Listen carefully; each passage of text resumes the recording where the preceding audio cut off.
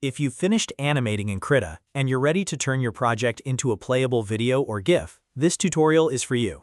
In the next few minutes, I'll show you exactly how to export animation in Krita, step by step, so you can save your work in the right format and share it anywhere you want. This is a really important part of the workflow, because making great animation is one thing, but exporting it properly is what lets you actually use, upload, and publish it.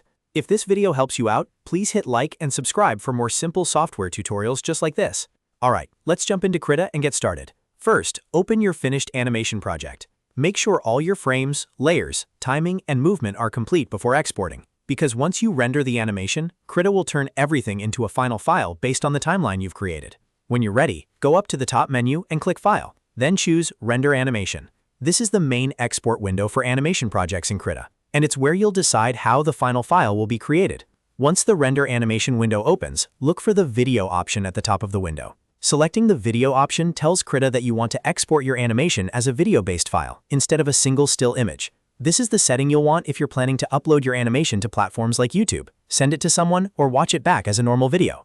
Next, set your first frame and last frame. In most cases, your first frame will be 0, but that can depend on how your project was started, so it's always a good idea to check your timeline before rendering.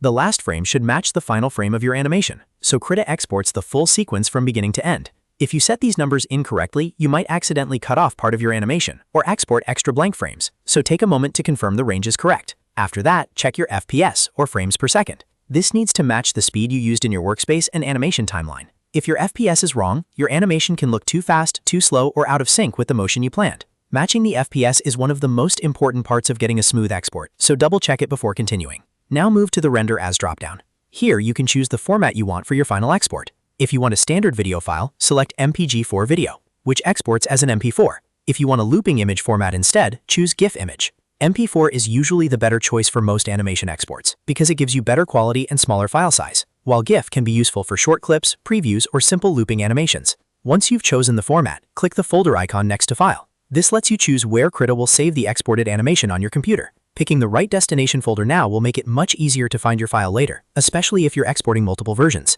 After that, name your file clearly so you can identify it quickly. A good file name can save you time later, especially if you're exporting final versions, drafts, or different aspect ratios. When everything looks correct, click OK to begin rendering. Krita will now process your animation frame by frame and create the final video or GIF file for you. Depending on the length and complexity of your animation, this may take a little while, so be patient while the export finishes. And that's it. You've now learned how to export animation in Krita the right way. Just remember the key steps. Open your finished project, go to File and Render Animation. Choose Video, set your frame range, check your FPS, pick MP4 or GIF, choose your save location, name the file, and start rendering. If this tutorial helped, don't forget to like the video, subscribe for more Krita tips, and check out my other software tutorials for beginners and creators. Thanks for watching, and I'll see you in the next one.